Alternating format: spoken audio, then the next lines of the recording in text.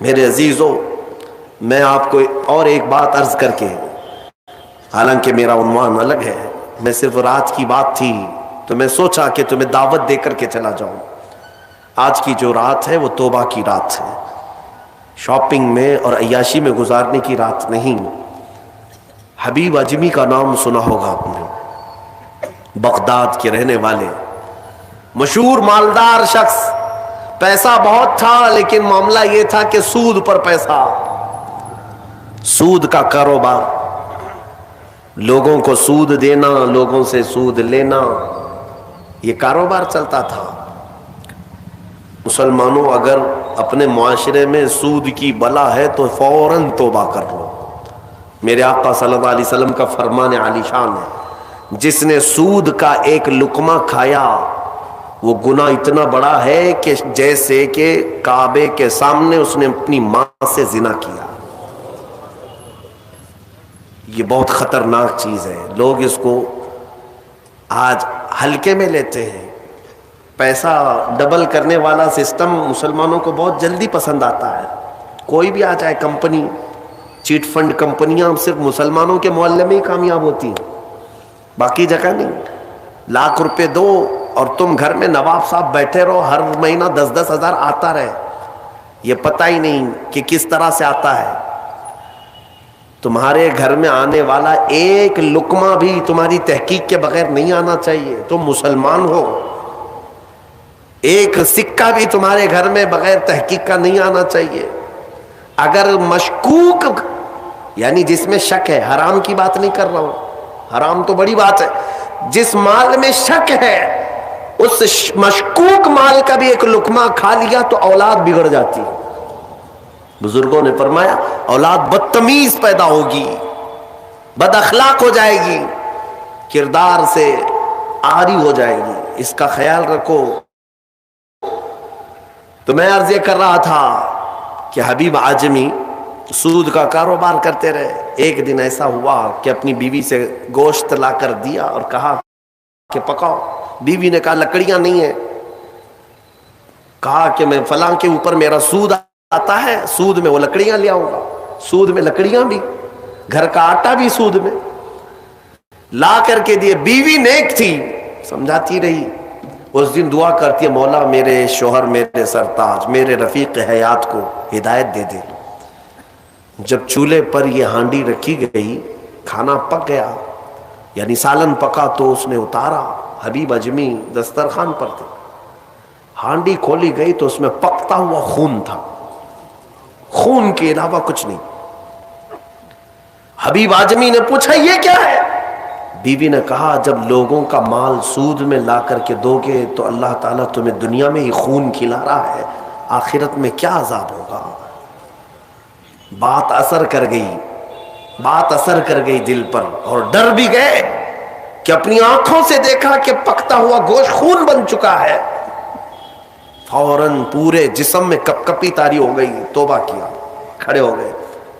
گھر سے باہر نکلے تو راستے سے جا رہے تھے، بچے جو کھیل رہے تھے، ایک بچے نے پکار کر کہا اے بچے ہٹو، یہ سود خور آ رہا ہے، اس کی چھاؤں کہیں ہم پر پڑ گئی تو ہم برے ہو جائیں گے۔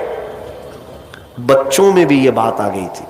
حبیب اجمی کو آج دل پر بات لگی، میرا رب کسی کے لیے ہدایت دیتا ہے تو کچھ ذریعے بنا دیتا ہے۔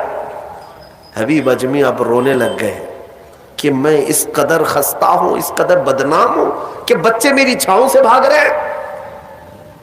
اب سوچا کہ اب میں سود نہیں لوں گا اور نہ ہی اس کاروبار میں، سب کو چھوڑ دیا۔ لیکن اب مسئلہ یہ تھا کہ بچپن شروع سے کوئی کام کرنے کی عادت نہیں تھی، پیسہ دینا ہے، مارکیٹ میں گھما کر کے بڑا کر کے لانا ہے، کام کرنے کی عادت نہیں تھی، فن نہیں تھا، ہنر معلوم نہیں تھا، اب کمائیں تو کیسے کمائیں۔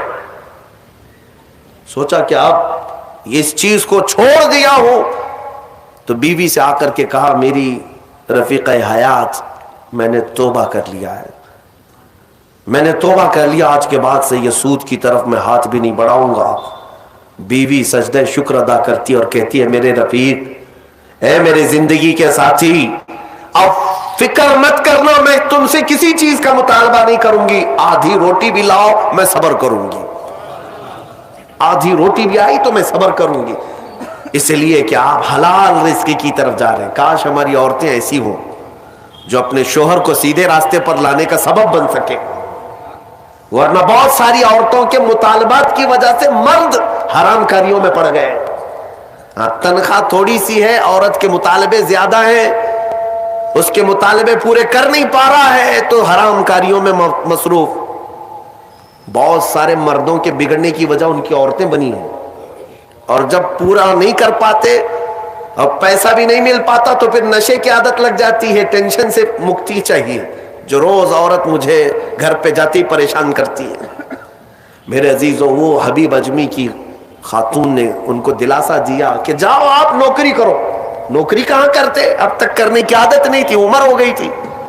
سیدھے گئے، ایک دیہات چھوٹا گاؤں تھا، اس گاؤں کی ایک مسجد تھی، مسجد کے اندر جا کر بیٹھ گئے، دن بھر بیٹھے رہے، نمازیں پوری پڑھ لی، عشاء کا وقت ہو گیا، نماز پڑھ کر کے اللہ کی بارگاہ میں رونے لگے، مولا کام کا آدمی نہیں ہو، اب تک کیا نہیں، اب میں اپنے گھر کیسے چلاؤں، تو میرے لیے کوئی انتظام فرما۔ رات کے وقت آئے، بیوی نے پوچھا کوئی نوکری ملی؟ کہاں مل گئی ہے، نوکری مل گئی ہے، بہت ہی اچھی جگہ پر ایک بادشاہ ہے، اس کے ہاں خدمت پر میں لگ گیا۔ کہا بہت اچھی بات ہے۔ دوسرے دن پھر گئے، اسی مسجد میں بیٹھے رہے، رات کو آئے، بیوی نے پوچھا کچھ اجرت ملی آج؟ جس بادشاہ کے ہاں کام کر رہے ہو تمہاری نوکری پر کچھ تنخواہ ملی؟ کہا نہیں، بادشاہ نے کہا ہے کل دے دوں گا۔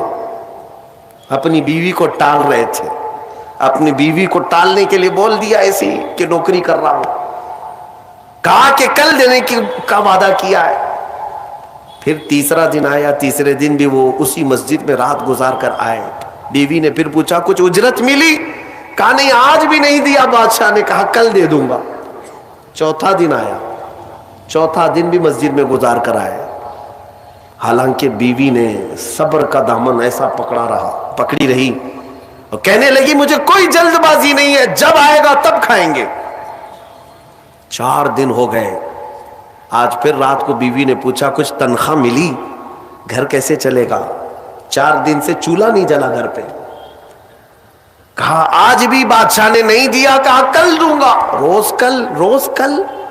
5 دن گزر گئے، اس کے بعد وہ 5ویں دن ایسی ان کی کیفیت تھی کہ اب رات جب بہت زیادہ ہو گئی تو گھر کی طرف پلٹ رہے تھے، پاؤں بوجھل ہو گئے۔